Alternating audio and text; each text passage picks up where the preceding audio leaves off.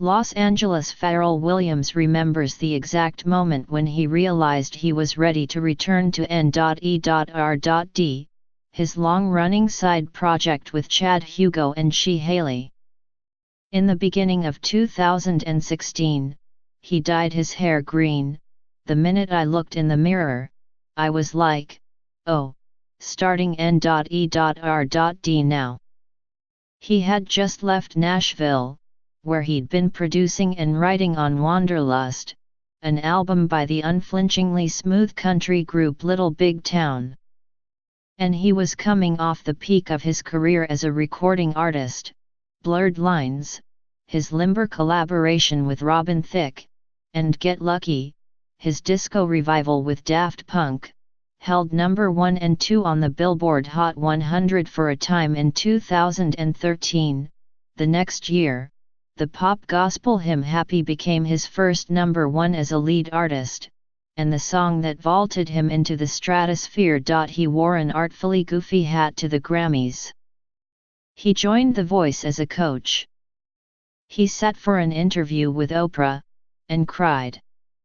For someone who'd spent much of his career making others sound good as a producer and songwriter, it was a belated, and extremely loud, splash into the brightest spot of the limelight. The world changed, though, and with it, Mr. Williams.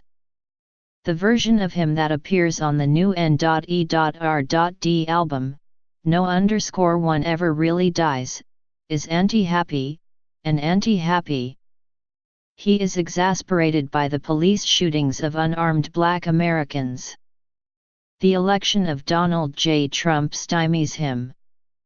We're gonna climb your wall, he sings on Deep Down Body Thirst, continuing, it'd be worth the fall / I sure hope you're just talking man, and that's all. On the 11 tracks on the new album, due Friday, he is frantically waving for attention, as if hoping to stave off more trauma. I spoke up because I saw this coming, he said last month, discussing politics in his dedicated room at Chalice Recording Studio here, while footage of NASA lectures played on a television screen above the recording booth. Mr. Williams was a producer of Hidden Figures, the 2016 film about Black female NASA mathematicians, and wrote music for it as well. In conversation, Mr. Williams, 44, blends proclamation, mysticism and tangent, serious subjects with light. His pilled suede Timberlands looked moist, his orange hair was covered in a baseball cap, and he wore sunglasses to mask tired eyes, the result of a late-night recording session. All through last year, even as Mr. Williams stumped for Hillary Clinton, he was certain Mr. Trump would win the election. Before he even became the nominee, I said that he was gonna win that, he said. The other thing that no one wanted to listen about is when I would say to them, dude, he saved NBC. That guy knows how to talk to people. On election night, he was at the home of Eddie Q, one of Apple's most senior executives, along with the company's chief executive, Tim Cook, the basketball star Kevin Durant, and the music executive Steve Stout, all expecting a specific outcome. As the evening got dark and the results became clear, they were like, "You were right," he said. "I knew it was coming, but it was still surreal," he continued. "I was thinking about what it meant." As he recalled the moment, his mood turned to one of frustration. "People are desensitized," he said. "Technology," he complained, "has blunted the emotional impact of troubling news, distancing people even farther from empathy. If the ubiquitous nature of the Internet affords you to see so much and have access to so much, how can you care?" he asked. "Oh, yeah, that guy just got murdered. But as soon as you just change the channel, you change it and it's gone. And that's what's happened. Understanding that attention is more fragile than ever, Mr. Williams set out to figure out how to capture it.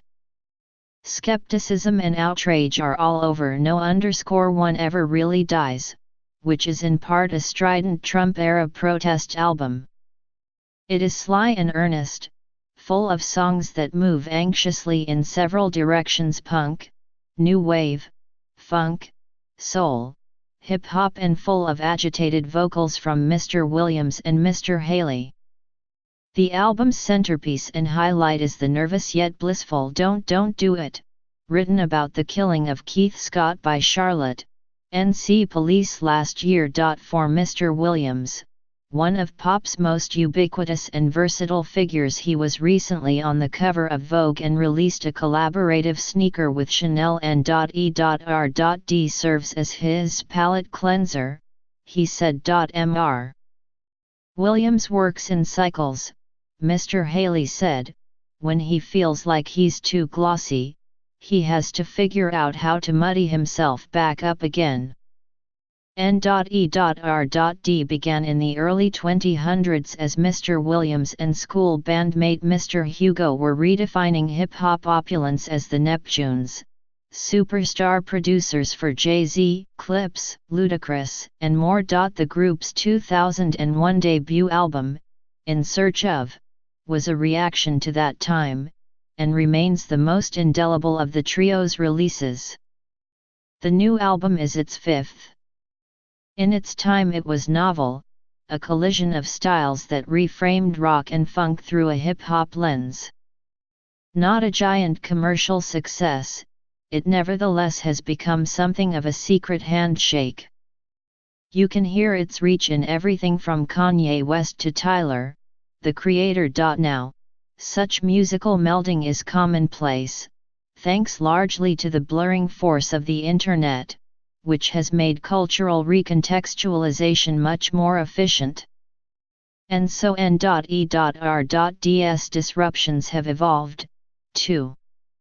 The new songs drill away at song structure, dismantling the aesthetics that once provided comfort. Writing songs for other people, most of the time they're looking for a formulaic feeling, Mr. Williams said. 5, 6 choruses, they better release endorphins every time. We couldn't do that for N.E.R.D. As a result, the music on No_1 Ever Really Dies is jagged, even corroded at times. Mr. Williams had been listening to the nervy jangle of post-punk and avant-punk, Gang of Four, Suicide, Devo, Talking Heads. Once I identified all my pieces, he said, I was like, yo, I don't want to make any more linear songs. Work on this album began early last year, long before the election, but not before the mood of the country had curdled. Mr. Williams and Mr. Haley had conversations about the persistent injustice visited upon Black Americans, and strove to build a sound, with Mr. Hugo, that matched that urgency. Some of this energy trickled out in some of Mr. Williams's solo work on the Despicable Me 3 soundtrack, like on the Robo-Funk Yellow Light. The division of labor in N.E.R.D skews toward Mr. Williams. I did, like, a lot of the heavy lifting, he said, and whenever Chad had a chance or she had a chance, they would come by and collaborate and figure out what their parts were. Mr. Williams and Mr. Hugo have also recently been working on Justin Timberlake's forthcoming album. Pharrell is more of the abstract guy, Mr. Haley said. Whereas for me, I have more of the grit.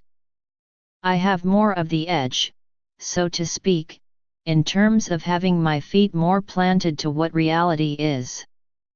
Mr. Hugo declined to be interviewed in person but, in an email, wrote that N.E.R.D music was special because you have a clearer view of Earth from outer space. The album repositions the group members from smooth funk rock adventurers to scathed punk bruisers. But Mr. Williams was careful not to make a dour, joyless record. If I make a record about this administration and it sounds sad, how many times you gonna listen to it? He asked. Now, if I take that same story and put it under music that feels happy as expletive, how many times you gonna listen to that? The album includes raucous songs made with Rihanna, Future, Kendrick Lamar, Andre 3000 and MIA, all of whom are at their loosest. Mr. Williams's 9-year-old son, Rocket, sings on Lightning Fire Magic Prayer. He and his wife recently welcomed triplets. There are also audio clips collaged throughout the album, spoken word samples from sources including Rachel Jeantel, a friend of Trayvon Martin, and also the rapper Recchi P, who recurs saying "mad ethnic right now," taken from a video Mr. Williams saw online. That clip, to me, was as detailed as a Da Vinci, he said. There was so much information in it. He used it in several places, he said, as a stamp to remind you this is coming from a black mind. That Mr. Williams would arrive at this moment in his career wasn't always ordained. In N.E.R.D's early days, there was political rebellion sprinkled into the music, but only slightly. Politicians is sounding like strippers to me, Mr. Williams wailed on Lap Dance. The first 2/3 of my career to date I didn't care, he said. I was just purely doing things for aesthetic and bragging rights. But he has found it impossible to be complacent now. We're dealing with a time where it's like, people believe what they want to believe, he said. I don't know how you elect another president and people not go, expletive because they don't really believe in what the ballot said. The already weary Mr. Williams was growing slow-mo by this point, but insisted on continuing the conversation. On the phone a couple of weeks later, he was still exasperated, slipping into an imaginary conversation with an unsympathetic white person. How can you say these things about my culture? How can you feel this way when you see someone getting gunned down? He then started speaking about the children killed at Sandy Hook Elementary School, seeking to universalize the plea. How can you say it's not a time to talk about legislation? Those kids look like you. He continued, there are atrocities happening in this country and people still going to the movies that night. And so, for now at least, his music will be acidic, disruptive, jarring. If I can make you blink once, he said, trailing off. Let me put my hand on your shoulder. Just blink. Blink.